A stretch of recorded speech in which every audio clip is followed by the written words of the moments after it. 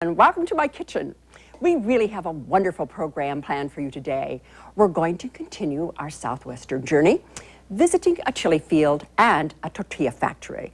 Then we're going to make a superb chili crusted sirloin steak, a most unusual and attractive make-ahead salad, and an old vegetable recipe that I'll wager you've never tried. The chili and the tortilla have been the basis for Southwestern cookery for centuries, and I think it will be a rare treat to see how the chilies are grown and the tortillas are made. Georgia O'Keeffe immortalized this region's beauty on canvas. However, it is still a living palette with its mountains and climate, which is semi-arid and subtropical at the same time. We're on the San Juan Pueblo, 22 miles from Santa Fe. The elevation's about 7,000 feet. There's lots of sun and the humidity is low. It's good chili growing country. Rancho Casadas raises chilies. Horticulturalists call them fruits. Botanists call them berries. Our grocer thinks they're vegetables. And when they're dried, they're a spice. This variety of chili that I'm planting here is called a local type from Española or Chimayo type. It's got a shorter growing season than the chili from like the other southern part of the state. So we're looking at about 90 to 100 days before we can start harvesting the green. About every week we could pick from the same field because they just keep growing until the weather freezes. And then a little later on in the season, as they more and more mature faster, they start turning red. About the middle of September, when the chili's maturing and it's turning red, we start sorting out the red from the green. We continue to roast green in our hornos. They're clay ovens that look like igloos. Put it back in for a few more minutes.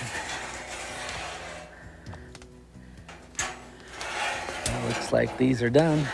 We roast green chili for the public, and then we start tying the red chili up into ristras and drying and everything for the process of making powdered chili and the different grinds of chili that we make. This is the chili that we grow. This is red. It's taken into our warehouse and dried. The seed is taken out and ground, and it is used for your enchilada sauces and red chili. This is an extra hot chili. We break it in our grinders, and then this is basically used for your taco sauces and salsas. Here we have chicos. We have white corn chicos and sweet corn. They're both processed the same, just a different type of corn. We have toasted white corn here.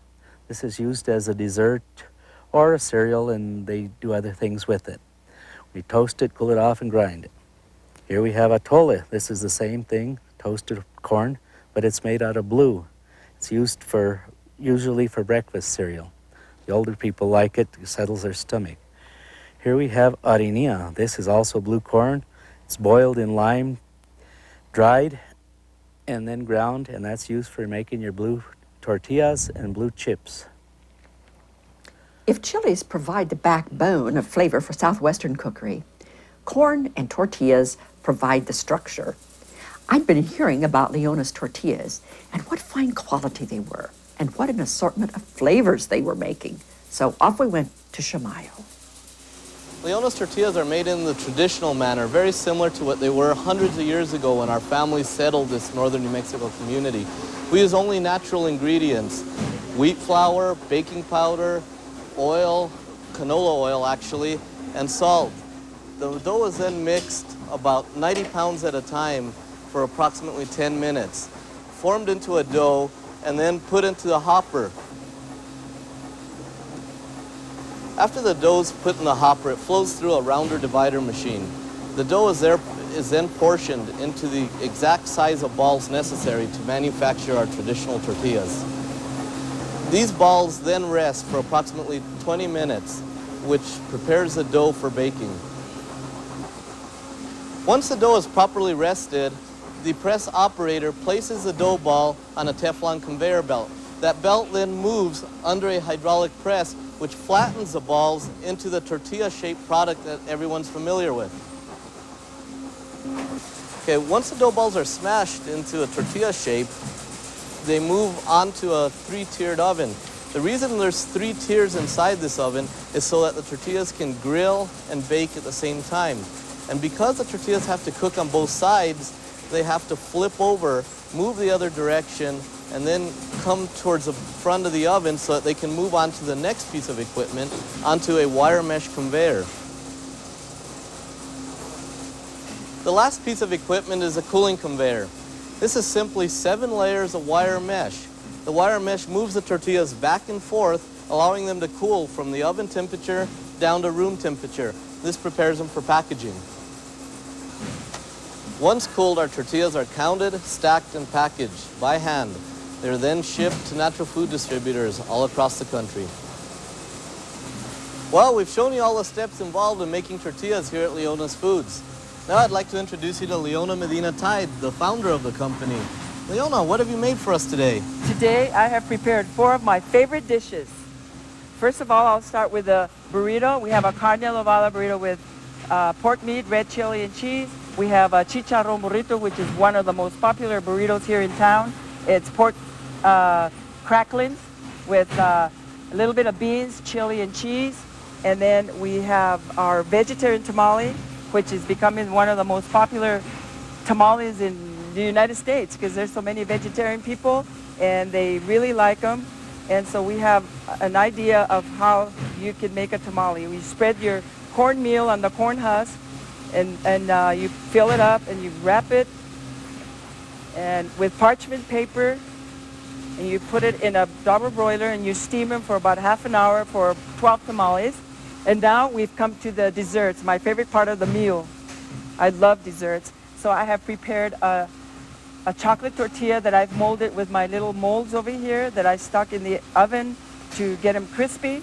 So I filled it up with my favorite fruits, whipped cream, and then I have this chocolate tortilla that I have filled with cream cheese and strawberries and sprinkled a little bit of powdered sugar. And then over here I have a fruity tostada, which is a chocolate and an apple cinnamon tortilla, which are crispy, that I have put in the oven to get them crispy, and filled with all my favorite fruits and whipped cream again. And there we have delicious desserts. Just look at these glorious tortillas that we brought back from Leona's. What a variety. They ship all over the United States, and they're eager to experiment with new markets, and I can see why. Look what we have here, and as I said, this is just a part of it. This is their fat-free tortilla, and one of their most popular. And this is a chili, and here we have a pesto one. And over on this side, these are all fruit-flavored. We have raspberries, blueberries, strawberries, and this is a chocolate one. Now, tortillas, fancy or plain, are certainly an important part of the Southwestern diet. And so is beef, because this was a very big cattle-raising area. The folks out there just want their steak now and then. And I suspect many Midwesterners have that attitude too. Now, grilling outside is a very nice way to entertain in the summer, for it gets a lot of the mess out of the kitchen. Since my husband Dick likes to grill, we do sirloin steak frequently. And he especially likes this version because of the flavor.